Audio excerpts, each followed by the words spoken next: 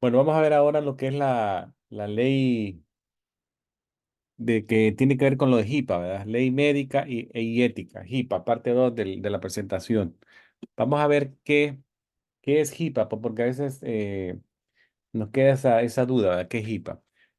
HIPAA es una ley que depende no del Departamento de Trabajo, sino que de la oficina de Medicare. Básicamente, si la traducimos al pie de la letra, probablemente no le vamos a encontrar mucho sentido, porque traducida al español quiere decir Ley de Responsabilidad y Portabilidad del Seguro de Salud. Ya, y es porque la HIPAA tiene dos componentes, uno es del seguro de salud y el otro es de seguridad de la información del paciente, la confidencialidad de la información de un paciente. Entonces, ese es algo bien importante porque es un principio ético de la práctica médica, ¿verdad? Que se necesita ser observado por no solo el asistente médico, sino por todos, las enfermeras, los doctores, todo. La información obtenida en el cuidado de la salud de un paciente, cualquier información que se obtenga en esa relación médico-paciente o trabajador de la salud-paciente, no debe ser revelada bajo ninguna circunstancia, ¿verdad? Sin el permiso del paciente, al menos que la ley lo requiera así, ¿verdad? Entonces, cualquier cosa que se diga, que escuchemos, que hagamos, que veamos, que vemos que otro hace, es información del paciente y esta tiene que ser confidencial, ¿verdad? La HIPAA es una ley federal que le da al individuo derechos sobre su información de salud. También limita quién puede tener acceso a la información de salud y también son reglas que se aplican en el día a día para proteger la información individual de una persona, ¿verdad?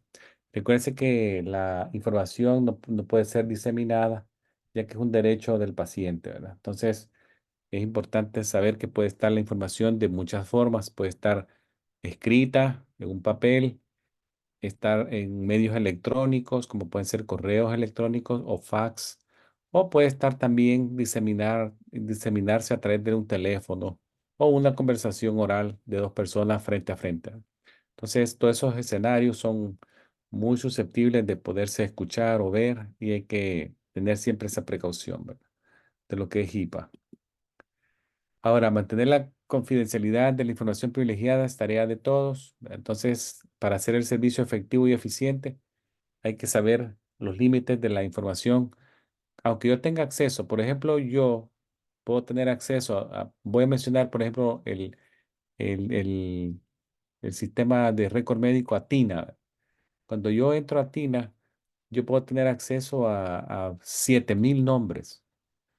Pero digamos que en el día de hoy solamente voy a tener relación profesional con 20 pacientes.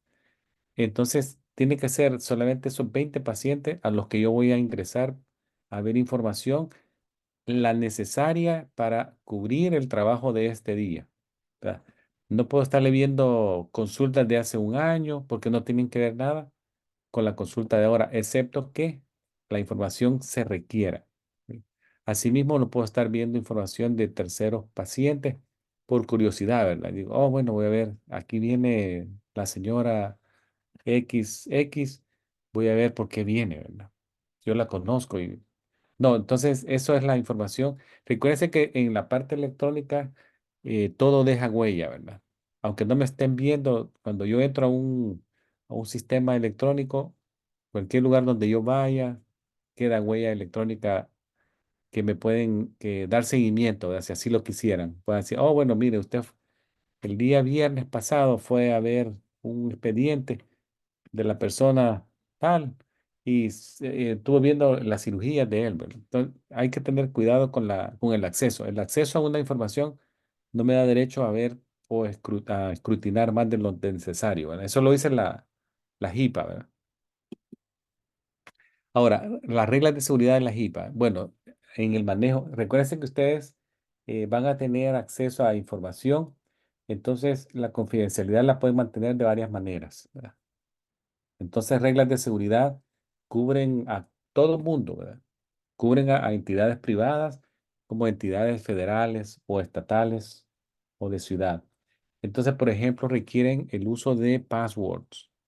de palabras claves que protejan el acceso al dispositivo electrónico donde yo tengo acceso, que podría ser una laptop, podría ser una iPad, podría ser una computadora en un escritorio. Entonces tengo que ponerle password fuerte, ¿verdad? Si yo trabajo también en una recepción o en un área visible por paciente, es importante recordar siempre posicionar mi computadora de una manera que no revele información de los pacientes a personas que estén paradas cerca de mí o que pasen cerca de mi escritorio o de mi computadora, ¿verdad? Si yo me muevo, me pide la JIPA que yo me salga de la sesión, ¿verdad? Log off. Y ya cuando regrese, me vuelvo a meter a la sesión, ¿verdad? Log in. De esa manera yo protejo la información privilegiada que tenga acceso a través de mi computadora. Entonces, recuérdense que la información que me den, que yo ponga en el expediente es privilegiada y no puede ser compartida al menos que el paciente lo permita a través de controles que él dé a la clínica para que se disemine parte de su récord médico a otros proveedores, ¿verdad? Entonces, él toma decisiones educadas porque le dicen que para qué se va a utilizar y él sabe los límites y las restricciones que él aplica para ese propósito. Se ha visto que si las prácticas de seguridad se respetan, el éxito que se obtiene en la protección de de la información es bien efectivo. Entonces, no olviden password fuertes, proteger la información que pueda estar visible en mi computadora y debo de conocer las prácticas de privacidad en mi clínica, ¿verdad? Eso es lo más importante. Ahora bien, las prácticas de privacidad o avisos de prácticas de privacidad es algo también que se utiliza mucho en todas las clínicas que los pacientes deben de leer y entender. Y esto le dice el proveedor al paciente cómo le va a guardar su información privada, cómo lo está haciendo. Entonces, eh, es un derecho de un paciente, ¿verdad? Es un derecho que tiene y el asistente médico y otro empleado de la clínica tienen que conocerlo y proteger la información y ese derecho del paciente. Actualmente los pacientes participan activamente en el cuidado de la salud. Ya el paciente pasivo, como era antes, que se llegaba a sentar frente al doctor y todo lo que decía el doctor, sí, sí, sí, y no sabía si su información se compartía con otro o quién la veía o quién tenía acceso. Ahora no, el paciente es muy proactivo en el manejo de su información y casi que, si bien es dueño de la información, el que es dueño del expediente es la clínica, porque la clínica lo está protegiendo el expediente, pero todo lo que está dentro del expediente es el paciente, el dueño, ¿verdad? Como que dijéramos que el dueño, usted tiene una bandeja, ¿verdad? Y todo lo que está dentro de la bandeja es del paciente, pero para que todo eso esté adentro la bandeja la pone usted, ¿verdad? Entonces la bandeja la pone la clínica, que es el expediente electrónico médico, pero todo lo que está adentro es del paciente, ¿verdad? Entonces no porque yo tenga esa bandeja llena de información, la voy a compartir sin que el paciente no me diga qué puedo yo compartir. Más o menos le estoy tratando de hacer una comparación para que se entienda cómo se maneja la información. Entonces,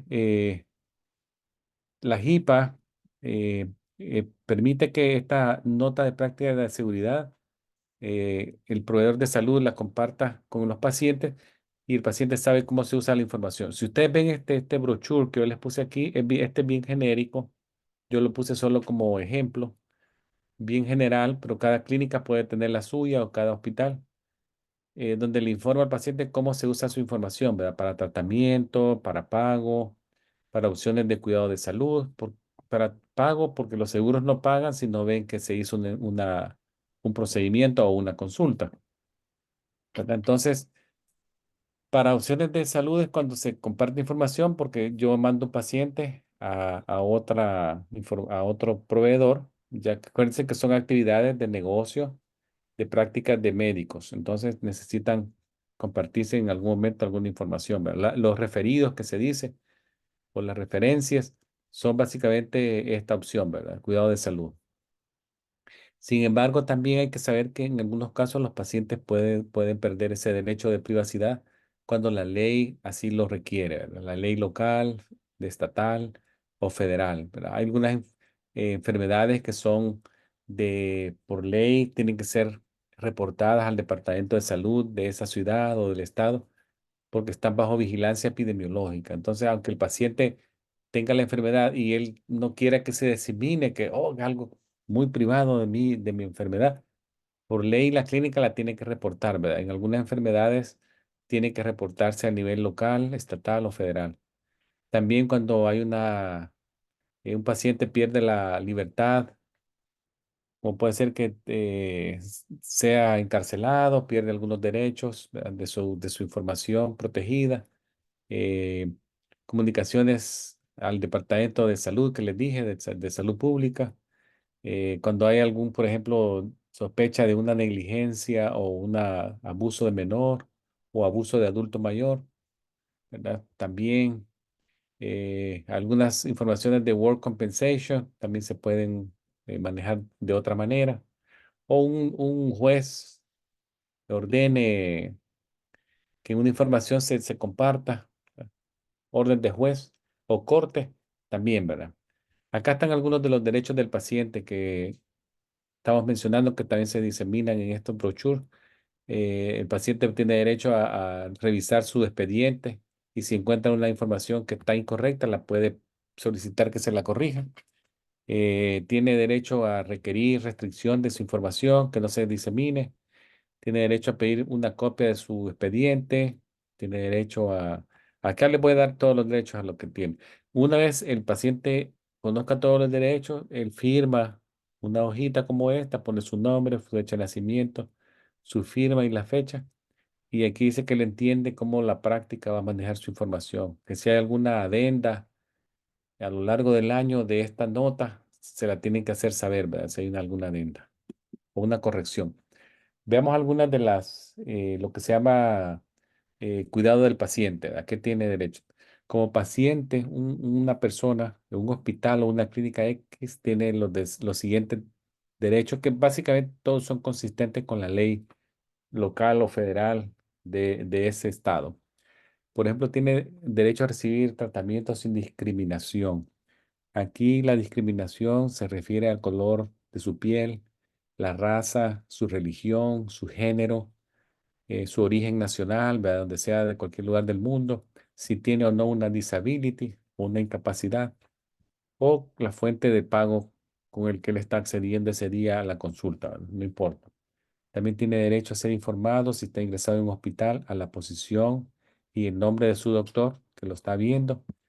Tiene derecho a recibir también información para dar una consentimiento informado. El consentimiento informado, ya lo voy a mencionar más adelante, es de forma voluntaria dada por el paciente al proveedor de salud para que le examine su cuerpo, que le realice un procedimiento quirúrgico o médico invasivo y debe de incluir siempre los riesgos, los beneficios de ese procedimiento o tratamiento.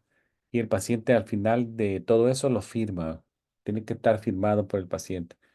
También tiene derecho a recibir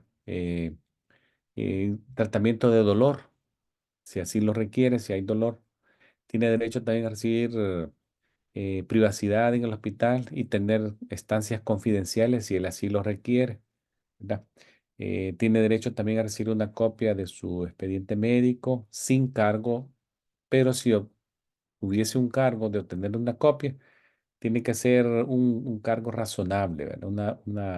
Una cantidad razonable. Y no se le puede negar también una copia si el paciente no puede en ese momento pagarla. También tiene derecho a quejarse sin represalias de los proveedores a los cuales él puso queja, ¿verdad? Entonces, tiene derecho a poner queja al nivel superior de una enfermera que tal vez lo maltrató o recibió un trato denigrante de parte de un proveedor de salud y sin tener miedo que va a haber represalia posterior, ¿verdad? Derecho a recibir medidas de dolor, ya lo dije. También tiene derecho a hacer donaciones anatómicas, que son aquellas que él dice que en caso de muerte él dona. y expresa ese deseo a través de él mismo o de un proxy de que dona sus órganos y lo hace a través de la firma de una carta o una tarjeta de donante, ¿verdad? Que puede estar disponible en cualquier hospital. Entonces, si ustedes ven, son varios derechos. Otros son del derecho a tener un intérprete médico. Pacientes que no hablan bien inglés y pueden de manera confundirse, en qué entender, qué entienden ellos. Algunos pacientes tratan de hablar o entender al médico, pero el médico usa terminología médica. Por muy sencilla la terminología médica que sea, si alguien no está muy atento a la información, puede autorizar algo que él no entendió bien y entonces el hospital tiene que proveerle al paciente un intérprete de su idioma natal, si así lo requiere él, ya sea en forma física, que llegue el intérprete a la habitación o a través de electrónico, una iPad en la habitación. Los intérpretes se identifican con su nombre y tienen un número, ¿verdad? Como que fuera una placa de un carro. Ellos siempre se identifican, ¿verdad? Mi nombre es Carlos, intérprete número 222511, ¿verdad? Que todo lo que se diga en esta conversación se va a mantener confidencial y se va a interpretar al mejor entendimiento, se va a mantener confidencial. Lo importante es mantener confidencialidad.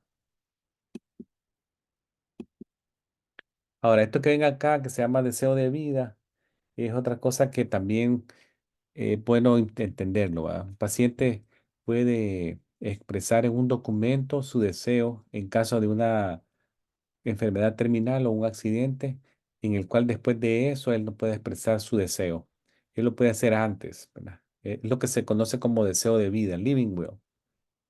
Algunas personas en nuestros países le dicen testamento, ¿verdad? Pero lo asocian más con pertenencia física, ¿verdad? Como a quién le dejó el carro, a quién le dejó la casa. Pero acuérdense que aquí estamos hablando de salud. Aquí yo le estoy dando una autoridad a alguien. eh, si yo cayera enfermo, o terminalmente enfermo, o permanentemente inconsciente, entro a una cirugía y salgo ya inconsciente y no me despierto. ¿Qué pasa si yo no dejé un proxy o un deseo de vida? ¿Verdad? Entonces, casi siempre cuando alguien va a una cirugía que puede tener riesgo, le dicen, mire, firme una autorización.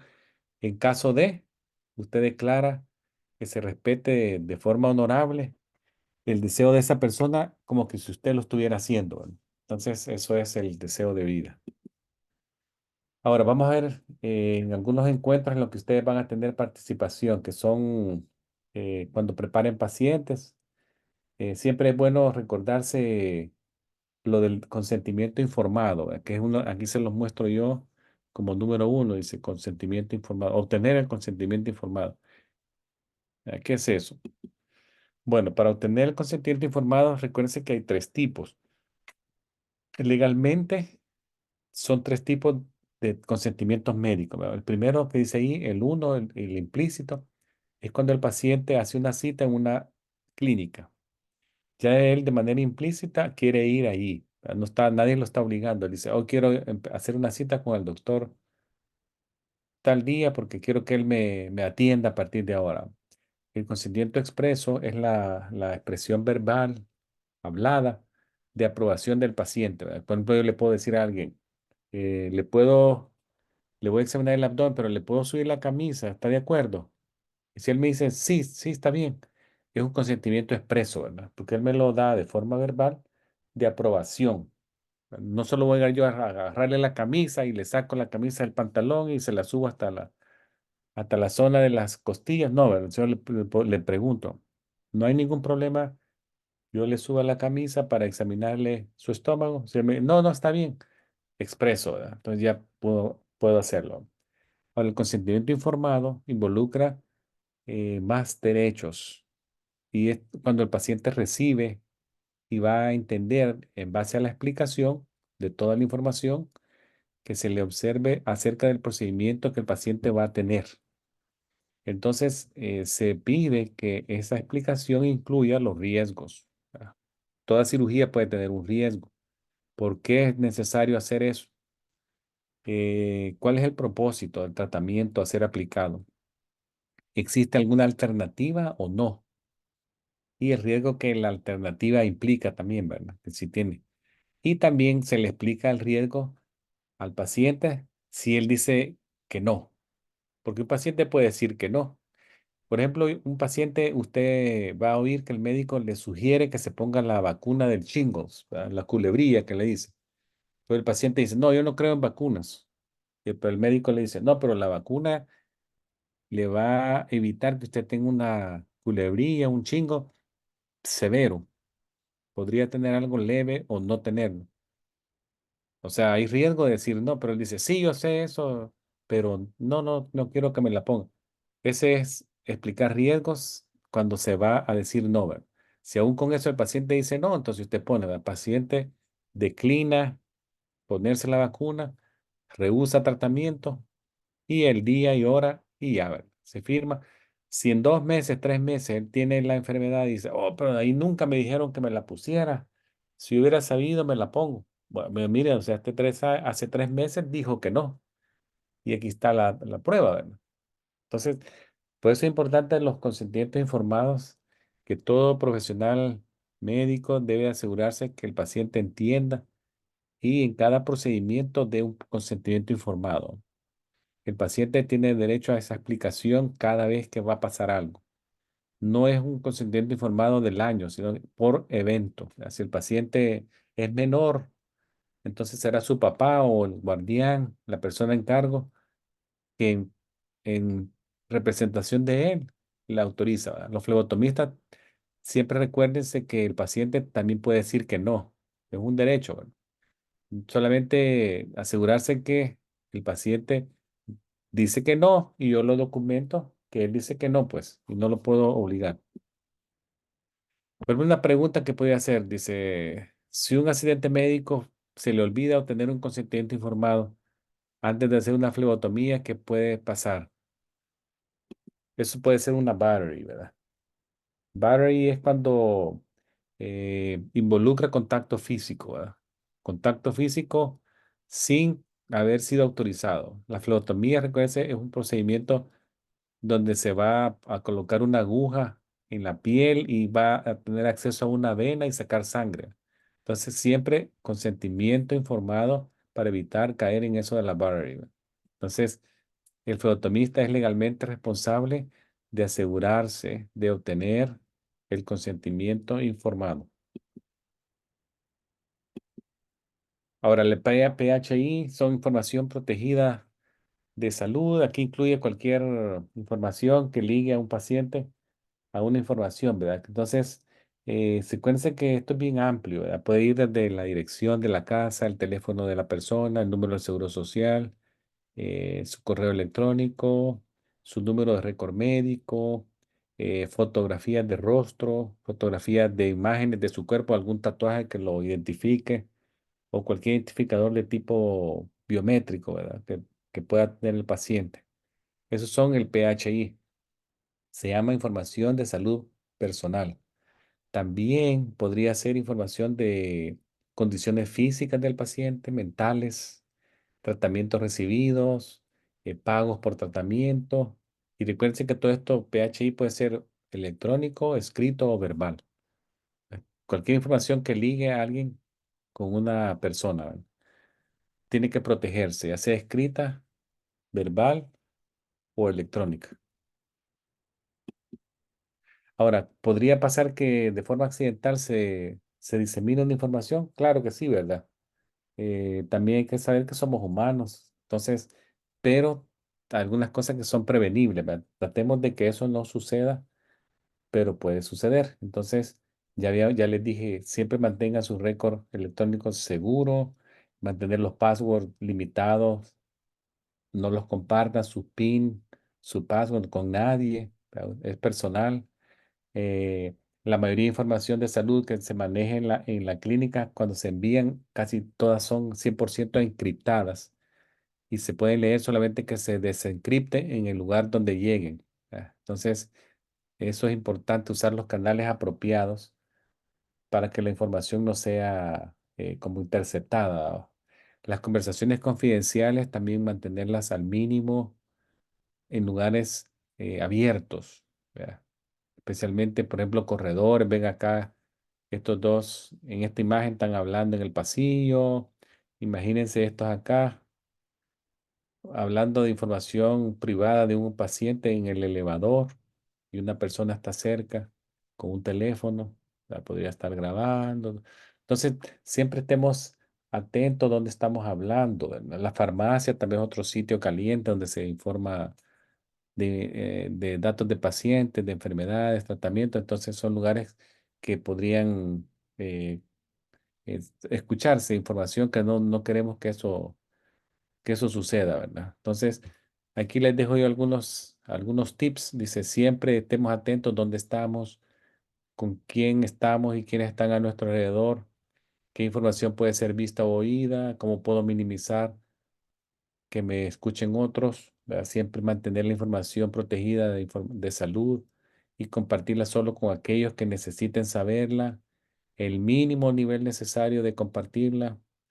De esa manera se va a mantener segura, eficiente, cuidado del paciente y efectivo, ¿verdad?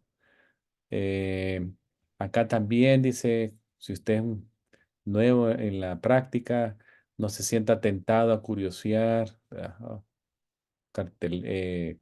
Cuadros clínicos de pacientes que conoce, acceder solamente a la porción del expediente médico que tengo que acceder por necesidad de la visita de ese día.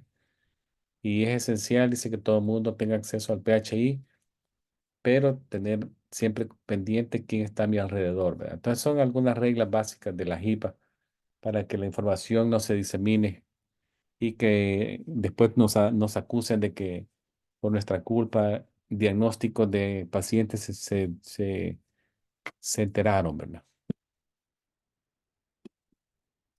Bueno, eso es lo que les traía de la HIPAA. No sé si tienen alguna pregunta. Si ustedes ven, son dos escenarios bien distintos. OSHA es más del ambiente de trabajo, pero médico, contaminación, cadenas de infección, PPE, y la HIPAA un poquito más del lugar de trabajo, pero cómo cuido la información del paciente, cómo no comparto PINs o password y mantener todo confidencial, ¿verdad? Son dos escenarios bien distintos, pero bien importantes ambos. Ninguno sobrepasa al otro, ¿verdad?